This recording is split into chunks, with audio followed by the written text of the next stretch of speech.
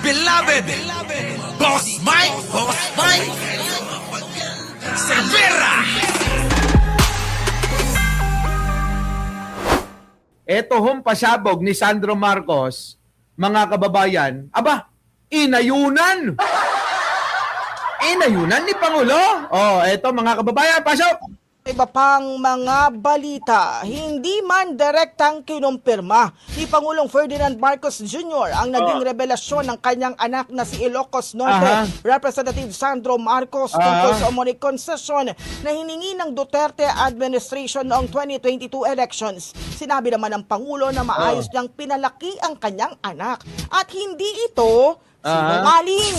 Ito raw ang naging tugon ng Pangulo nang tanungin siya ni Palace Press Officer Claire Castro tungkol sa revelasyon ni Sandro. Sa isang panayam kasi ibinahagi ng presidential son na minsan na silang hiningan ng kondisyon noong tatakbo pa lamang sa pagkapangulo ang kanyang ama.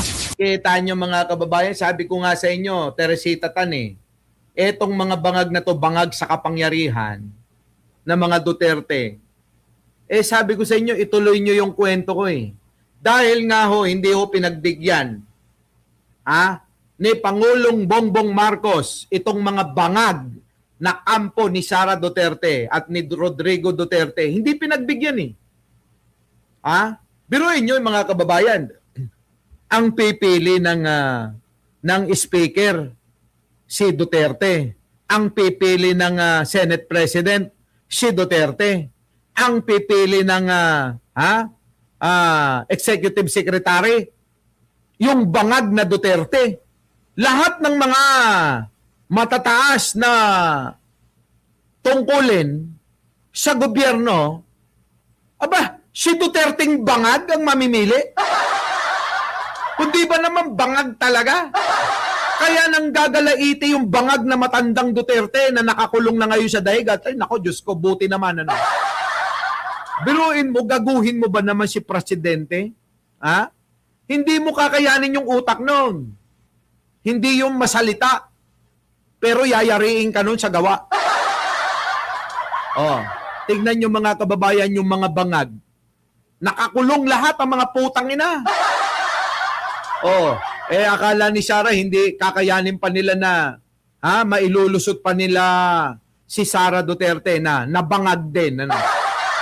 Hindi papayag ang Pangulong Bongbong na maging presidente alam nating bangag. Sabi ni Pangulo, isip-isip niya siguro. Sabihin na lang natin na dumalaw sa panaginip ko. Mike Cervera, hindi ko hahayaan na magkaroon kayo ng presidente na bangag. Totoong bangag si Sara Duterte. Gusto nilang gawing puppet, totoo kayo. Hindi naman, tingin nyo, mga kababayan ko,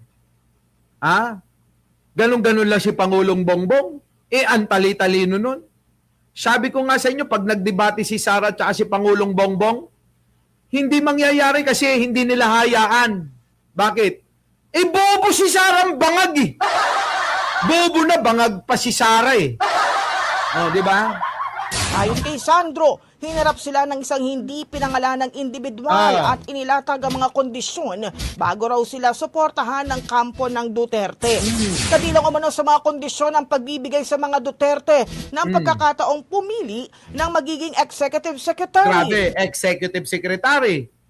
Biruin mo, pipiliin nila yung Executive Secretary. Ano na lang nangyari kay Pangulong Bongbong? House Speaker at House Speaker. Pag hawak nila yung House Speaker, putang ina, yari talaga. Anytime gusto nilang tanggalin si Pangulo. Pwede. Senate President. Senate President. Tapos na. Di ba? Tapos na talaga. Yayariin talaga nila si Pangulo. PJT, thank you naman. Wala nang ibinigay na iba pang detalye ang Pangulo lalo na sa pagkakakilanlan ng tatlong taong tinukoy ni Sandro. Nako, madali lang naman yun na malaman. Isa na dyan si Bongo. Yung kamukha ni Jack Ma ba? Na ngayon tatahi-tahimik. Yun mga kababayan ko mukhang sala sa init, sala sa lamig yun Di po ba mga kababayan? Oh, tingnan nyo. Oh. Noon mo na nais ipwesto ng mga Duterte. Oh, kita nyo? Sila ang mga nais ipwesto ng mga Duterte, mga kababayan. Kapalit daw ng pagsuporta ni Digong. Bakit? Kahit naman hindi sumuporta si Digong, alam naman ninyo yan. Wala na si Digong mula nang matanggal siya. Kahit pa presidente, wala na, hindi na umobra. Bakit? Di ba, nakaupo si Digong, kasagsagan ng eleksyon, si Digong tinitira pa si Pangulong Bongbong, baka nakalimutan nyo. Di ba? Ano sinasabi niya? Weak leader yan, si Bongbong Marcos. May adik tayong presidenteng may adik na tumatakbong presidente, eka. Binabalatan niya. Umubra ba yon? Naging sagabal ba yon? Si Duterte, noong pa ganun na yung putang inang bangag na Duterte na yan. Kaya nga sabi ko sa inyo, Croatia, taga doon. Talaga. Di ba mga kababayan? Bangag nga kasi. Noong pa man yan, sino? Si Duterte, tinitira na si Pangulo. Akala naman nila, mapipigil nila. May sinuportahan sila Bongo tsaka si Digong. Pasekreto. Alam nyo naman yan na ngayon ay umaayon na kay Pangulo. Ang totoo namang sinuportahan nila si Isko talaga eh. Totoo yan. Si Isko talaga ang sinuportahan ng mga putang inang yan. Ano nangyari? Naipanalo ba nila? Konti lang kayo. Ano nangyari? Kulelat nga si Isko noon. Nasan na ngayon yung pinagmamalaki nyo na mga putang ina nyo, mga bangag kayo?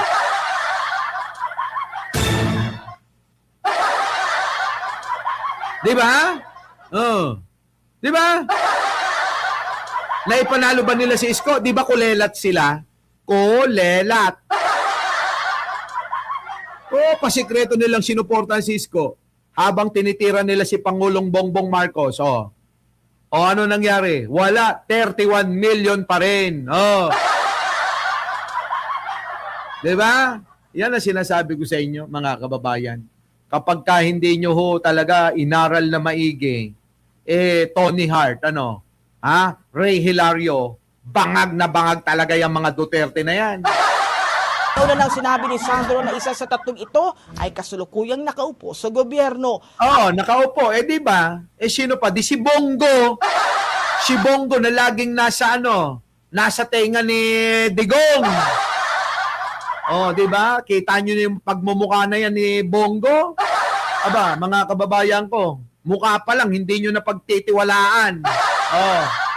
Ayon kay Castro, igagalang ng Malacanang ang desisyon ni Sandro na huwag munang pangalanan ang mga naturang individual. Di inayunan ng Malacanang, mga kababayan. Inayunan, inayunan ni Pangulong Bongbong na tama naman talaga. Sabi ko nga sa inyo, eto nangyari. Kikwento ko Sarah Brightman. Ang nangyari niyan, i-connecta natin tong kwento ni Sandro. Mga kababayan, ang nangyari, eleksyon pa lang talagang gusto nilang gawing puppet si Pangulong Bongbong. Ang dami nilang negosasyon. Lumabas nga yung term sharing, di ba? 3 taon. 3 taon si Pangulong Bongbong at 3 taon si bangag na Sara. Sabi ni Pangulong Bongbong, kung ganyan, na 3 taon, hindi ako papayag dyan. Di ba? Hindi papayag. Kaya iniwan ni Pangulong Bongbong. Ano ngayon ang nangyari? Ginawa nila, tinitira na nila si Pangulong Bongbong, sinisiraan na nila Digong, etong sila Bongo, palihim na binabanatan na si Pangulong Bongbong, itong mga putang inang mga bangag na yan. Ano nangyari? Napabagsak ba nila si Pangulong Bongbong? Hindi nila napabagsak. Kaya nung naupo na, wala na silang magawa, di ba? Nagkaroon ng mga negosasyon pa rin. Kaya nga nagkaroon ng kulang-kulang eh. Tignan nyo mga kababayan, si Vic Rodriguez na isang panot. O ano nangyari? Dahil naniniwala sa mga Duterte na kaya nilang pabagsakin, sumama sa Duterte yung panot na abogado. O, nakuha nyo? Kaya hindi ba kayo nagtataka? Matagal bago nabuo yung mga tauhan ng gobyerno. Kasi nga dahil dyan, kay panot na abogado na sumama kay Duterte. Nakuha nyo mga kababayan, nakuha ninyo? Ano nangyari? Nung sumama si Vic Rodriguez doon, ayun, sumama rin yung mga vlogger na bayaran nila. Hindi naman kami bayaran eh. Di na natili kami. Yung iba naging neutral. Ako hindi. Solid ako. Sabi ko, bahala kayo dyan. Kayang-kaya ni Manong yan. Kaya lang, nung nakikita ko na ng mga kababayan, na hindi na okay. Ang daming pagmi-meeting yan, kasama ako eh. Sinabi ko yan noon, kasama ako sa mga meeting. Hindi naman itatanggihan nila Maharlika. Nila attorney, alam nyo yan. Kasama ang mga bigating mga vlogger lahat. Ako lang yata yung mga doon eh. Yung bigating mag-isip. Kasi ako yung magaling mag-isip ng pamamaraan eh. Hindi man ako kilala noon eh. Sabi ko sa inyo eh. Hindi nyo ako kilala noon. Bakit? Nasa likuran lang ako, taga-isip eh. Hindi naman ako nagbablog noon eh. Di ba? Sila lang yung mga kilala pero nandoon ako. Bakit? Malaki yung ginagampanan ko eh. Iba to, iba ang utak ng Boss Mike nyo. Kaya kung mapapansin ninyo, hindi nyo naman ako kilala, nakapalibot ako sa kanila. Tama? Nakikita nyo ba yung mga litrato? May isa pa nga vlogger na naglabas eh, di ba? Tinatago ko nga yung mga ganyan, nilalabas nila bakit kasama si Boss Mike doon? Iba to, di ba? Ano nangyari? Wala, natuloy talaga. Binanat-banatan nila si Pangulong Bongbong. Winalangya nila. Binalahura nila. Na hindi ko na talaga nasikmura. Putang ina yan na nagkagulo-gulo ng mga vlogger. Tanungin ko kayo, kahit kaninong vlogger nyo itanong ito. Kailan na-unite yung mga vlogger ni Pangulo? Hindi naman sa pagmamalaki. Nung dumating ako.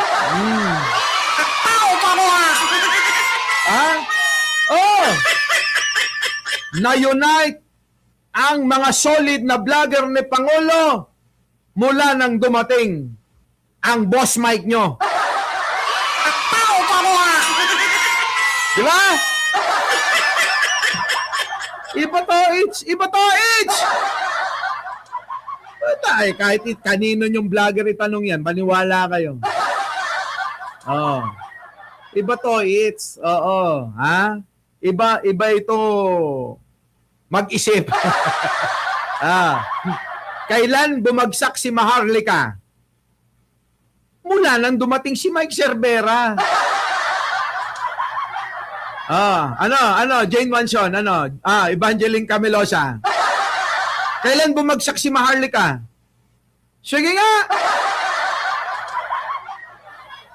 Ay nako, pag walang Mike Cervera, tingnan mo, Ate Evangeline, di ba? Di ba nung wala si Mike Cervera, lakas ni Maharlika? Ay, Maharlika, nung wala ako, kita mo, di ba? Lakas mo. Wala eh. Ako, wala.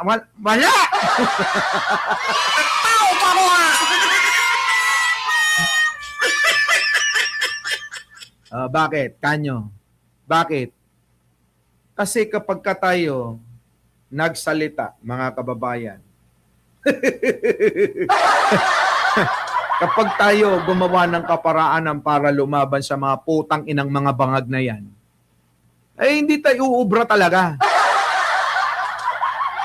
Diba? Hindi uubra talaga, mga kababayan. Hindi uubra. Ay, nako.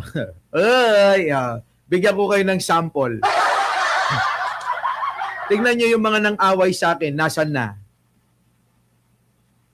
Oh, yung mga nang-away, yung mga nang-aaway kay Mike Cervera. Yung mga may sumigaw-sigaw pa na, nasaan ka Mike Cervera? Gumaganon. Oh, nasan na sila? Oh. Buhay pa ba? May karir pa ba? Mga kababayan, may karir pa ba? Yung mga gumagano sa akin. Oh. Ano? Yung mga...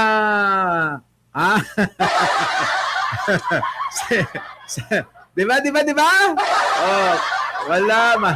Diba no, Miracles Vlog, totoo Boss Mike. Malakas siya noon, lagi. Oh, lagi ko nga niya, takot sa akin yun. Minimension ako kasi takot sa akin yun. Iba daw. Delikado kasi si Mike Cervera, kailangan, kaibigan ko yan. Laging binabanggit yung, kaibigan ko yan si Mike Cervera. Bakit? Kasi nga, takot sa akin si Maharlika. Alam niya na malinis ako. Alam niya na wala siyang maibabato. Alam ng mga kasama nating mga vlogger yan noon. Lalong-lalo si Maharlika. Ano na nangyari? Nalaos na sila. Tignan nyo si Libayan. Abay, kaawaan nyo naman. Naaawa na ako kay Libayan. Libayan, mag-concede ka na. Sabihin mo, sorry na talaga, Mike Cervera, iba ka talaga. Naniwala na kayo. Lahat ng mga babanat kay Mike Cervera, nako, masisira ang karir. Masisira ang karir nyo. Maniwala kayo sa akin. Diba? Ano na nangyari? Putang ina, nanonood. Ano yan? 190? Puta, hindi na normal yan. Ibig sabihin, wala ka ng credibility. Wala ka ng credibilidad. Daig mo pa, nag-uumpisang vlogger. Diba? Yan ang sinasabi ko, mga kababayan. Kaya alam nyo, matuto kayong magmatsyag kung sino ba talaga ang totoo. Wala na, tignan nyo. Ang dami ng mga nang-away sa atin na, alam nyo, wala naman tayong ginagawa sa kanila. No? Diba? Oo nga, Princess D, tuwan-tuwa sila. Diba, mga kababayan, agal string guitar. Yung wala tayong ginagawa sa kanila, bigla na lang tayo ay sisiraan, babanatan, aawayin. Yung bang hindi mo alam ang dahilan? Parang yung jowa mo na mabait ka naman sa kanya, ginagawa mo naman ang lahat. Bigla ka na lang iniwan nang hindi mo alam yung dahilan.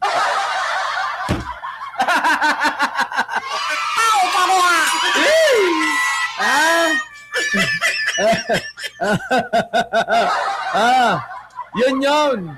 Kaya kayo, mga bangag kayo, mana kayo kay Sarang Bangag, mana kayo kay Sarang Scammer, bahala kayo sa buhay nyo. Anyways, mga kababayan, babalik tayo mamaya, abangan nyo ako. Magtatrabaho muna ako, Abangan nyo muna ako sa Reels ko. Muli, June 10 niya, maraming salamat sa inyong pagsama. Ako muli ang inyong lingkod. Wala nang iba, Mike Cervera po. Laging nagsasabing, mahalin natin ang ating kapwa, pagdasal po natin lagi ang ating bansa. Maraming salamat po. Our beloved Boss Mike.